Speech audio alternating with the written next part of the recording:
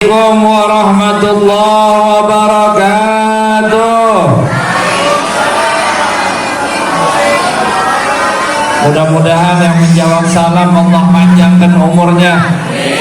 Mudah-mudahan yang menjawab salam Allah berkahi rezekinya. Mudah-mudahan yang menjawab salam jadi orang-orang yang sukses dunia akhirat. Mudah-mudahan yang menjawab salam Allah panggil ke tanah suci. Amin ya rabbal amin ya rabbal. Alhamdulillah rabbil alamin alladzi arsala rasulahu rahmatan lil alamin. Allahumma salli ala sayyidina Muhammad. Mattasalatil uyunu bin nadar wa tazakhrafatil araduna bil matar wa labbalabuna wa nahar wa tafa bil baitil atiqi wa qabbalal hajar wa ala alihi wa sahbihi wa sallim. Alhamdulillah, segala puji dan syukur kehadiran Allah Subhanahu wa taala yang telah mengumpulkan kita bersama di Geraha Asia Media Prisma, yang bersama-sama kita berkumpul atas hajatan bersama dari Asia Media Prisma Holding Group Company bersama dengan Basnas, bersama dengan AMP Foundation, yang mudah-mudahan kegiatan ini menjadi kegiatan yang barokah dan mudah-mudahan melahirkan anak-anak ini anak-anak soleh solehah, berkah dunia akhirat. Amin ya rabbal. Bapak Ibu yang dirahmati oleh Allah Subhanahu wa taala, kembali kita dalam acara khitanan masal. Apa yang dimaksud dengan khitan? Khitan itu adalah menghilangkan sesuatu yang kotor. Menghilangkan sesuatu yang kotor sehingga menjadi bersih. Dan ini alhamdulillah kita laksanakan juga dalam momen pergantian tahun. Insyaallah sore ini ataupun maghrib ini kita akan masuk ke tahun baru Hijriyah. Mudah-mudahan hal-hal yang buruk, hal-hal yang kotor ditinggalkan di bulan yang telah lalu, di tahun yang telah lalu, dan menyambut tahun berikutnya insyaallah dengan kesuksesan, menyambut tahun berikutnya dengan kebersihan, menyambut daripada tahun berikutnya insyaallah dengan kebahagiaan dunia akhirat. Amin ya rabbal alamin. Dan subhanallah, di saat-saat hijrahnya Nabi Muhammad SAW adalah momen yang teramat luar biasa. Kalau kita sekarang ini hijrah itu menjadi hal yang sunnah ataupun hal yang wajib ketika kita meninggalkan hal-hal yang tidak baik. Kalau meninggalkannya hal yang haram itu hijrahnya menjadi wajib. Tapi kalau meninggalkan hal-hal yang ibaratnya menuju yang lebih baik itu adalah sunnah. Karena sunnah itu merupakan hal-hal yang paling baik yang melekat kepada dirinya Nabi Muhammad sallallahu alaihi wasallam. Maka dari itu bapak-bapak dan ibu-ibu, seringkali kita mendengar tentang hadis, dan hadis ini biasanya diriwayatkan di waktu pergantian tahun ataupun awal-awal daripada tahun Hijriyah karena asbabul wurud. Sebab terjadinya hadis ini karena apa? Karena ketika Rasulullah SAW hijrah dari Mekah menuju Madinah. Apa hadis tersebut? Yaitu hadis qala Rasulullah SAW bersabda Nabi Muhammad SAW, innamal a'malu binniyat. Segala sesuatu amal itu tergantung dengan niatnya. Dan niat ini tempatnya adalah di dalam hati. Kalau kita mau berubah lebih baik, yang perlu dikoreksi itu apa Bapak dan Ibu? Hati kita tentunya. Dan begitu juga hati ini tempat harapan dan cita-cita. Di hati kita ini berbagai macam doa yang tersirat sebelum terucap di dalam hati kita ini, termasuk juga harapan kita terhadap anak-anak kita. Saat ini Masya Allah, saya lihat yang hadir ini mudah-mudahan anak-anak yang sukses dunia akhirat. Amin. Anak-anak yang kelak membahagiakan orang tuanya dunia akhirat. Amin.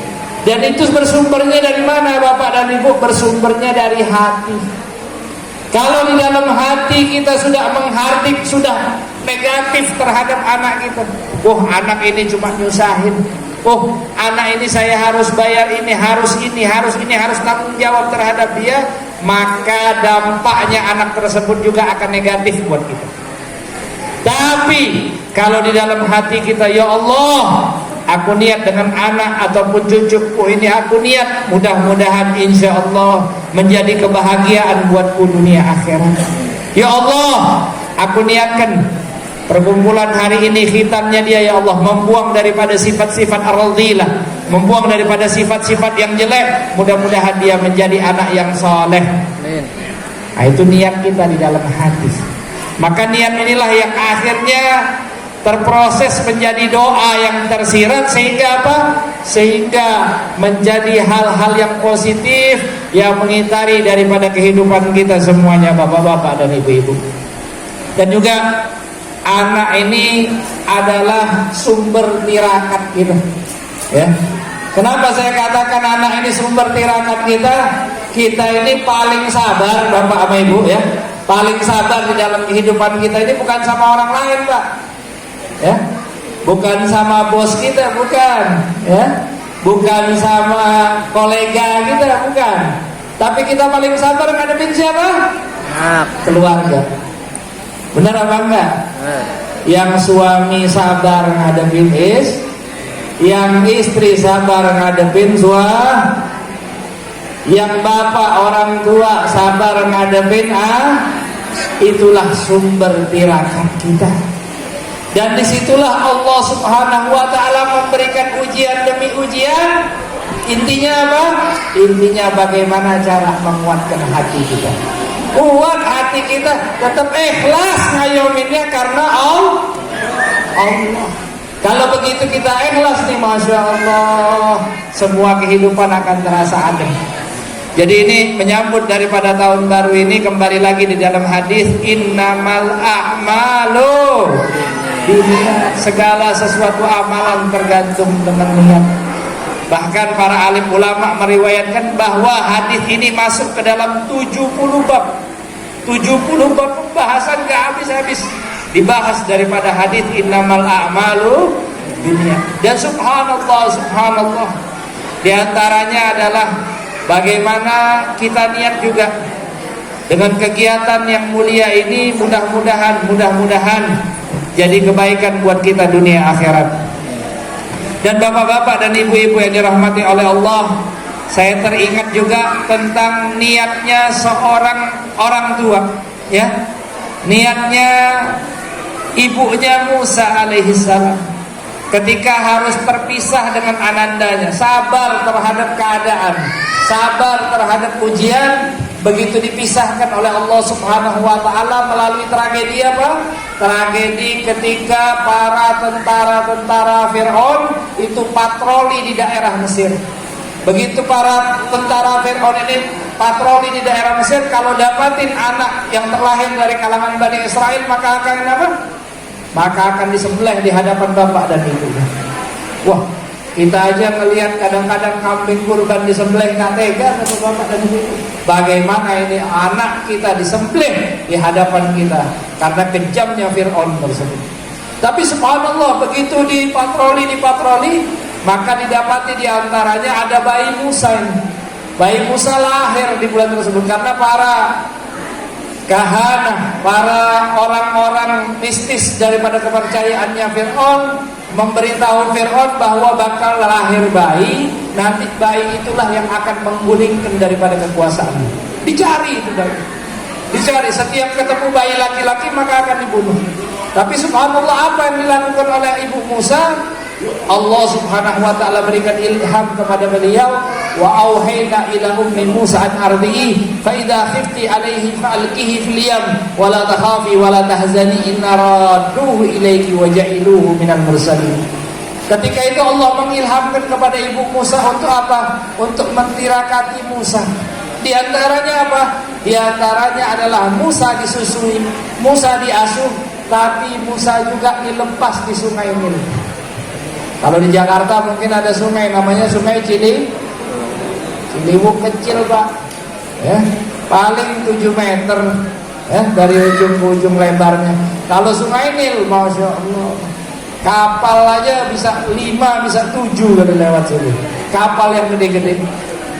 Musa itu ditaruh di sungai ini, dilepas. Di atas apa? Bukan di atas tongkang, bukan. Di atas apa? Di atas kayak daripada tempat wadah doang. Subhanallah, kapal kecil dilepasin Nabi Musa. Tapi yakin dengan janjinya Allah, inna raduhu ilaiki wa ja'iluhu minal mursalin. Kami akan balikkan ini wahai ibu Musa kepada engkau. Padahal kita tahu dalam cerita tersebut bahwa Musa akhirnya ditemukan oleh istrinya Fir. Kemudian apa? Dia asuh. Yang asuhnya kira-kira siapa? Fir. Tapi apa jadinya Musa? Menjadi nabi dan roh. Ini berkat apa? Berkat tirakat sabarnya ibunya Musa. Maka dari itu bapak-bapak dan ibu-ibu, kembali lagi saya berpesan bahwa sabar ini perlu. Ketika kita menghadapi akan sesuatu yang teramat berat, ujian yang paling berat itu apa yang ada di hadapan kita. Bukan apa yang ada bakal kita angan-angankan, tapi apa yang ada di depan kita. Maka sabarlah, ya ayyuhalladzina amanu sabiru wasabiru, ya, warabitu. Maka bersabarlah selalu kita, ya. Dan berusaha untuk mendakwahkan daripada sabar ini, ya. Selain kita sabar, kita juga ajarkan kepada anak-anak kita ini, kepada jil setelah kita ini bagaimana caranya sabar. Wasabir, ya. Ajarkan kepada mereka bagaimana caranya sabar. Bagaimana segala sesuatu keinginan itu gak semuanya bisa terpenuhi. Ada masanya dan proses bagaimana berjalan untuk ke situ. Dan saya yakin mudah-mudahan anak-anak kita ini dijaga oleh Allah Subhanahu wa taala. Sekarang ini Bu, Pak, zamannya yang namanya anak-anak itu nggak minta jajan kayak kita dulu. Mintanya apa, Pak? Mintanya pulsa. Benar ya? Mintanya paket dah. Ini saya tanya aja adik-adik, siapa yang main FF? Oh, langsung angkat tangan. Hah? Siapa yang main Mobile Legend? Oh, banyak ya. Masya Allah. Di sini saya bukan ngomongin masalah aplikasinya, bukan. Tapi memang saat ini kita dihantui sama apa? Sama yang namanya gadget, baik HP maupun itu. Pak, kalau anak kita lagi main susah nggak dipanggil kira-kira? Susah ya. Bagaimana cara kita menghilangkannya? Adalah salah satu koneksikan anak kita dengan Al-Quran. Ya? Koneksikan anak kita dengan Al-Quran. Bikin kesibukan mereka itu di luar daripada gadget. Di antaranya adalah sambungkan dengan Al-Quran. Saya bukan ngeharamin gadget, enggak. Saya juga pakai HP, Pak. Saya juga main TikTok, juga ada TikTok saya buat dakwah dan lain sebagainya. Ada YouTube juga, ya. Tapi apa? Tapi paling tidak kita bisa membatasi dan memberikan aturan terhadap anak kita antara maghrib dan isya, ya, isi dengan kegiatan positif, ya. Ada waktunya main, bagi porsi-porsi waktunya. Jangan semuanya kita lepas, ya. Jangan semuanya kita biarkan, tapi tetap kita arahkan mereka. Karena apa? Karena dari gadget inilah yang kelak akan muncul daripada pasukan-pasukannya Dajjal. Lihat bagaimana kita udah disibukin sama gadget tadi. Sibuk scroll kanan kiri dan lain sebagainya, kita lupa sama yang namanya Al-Qur'an.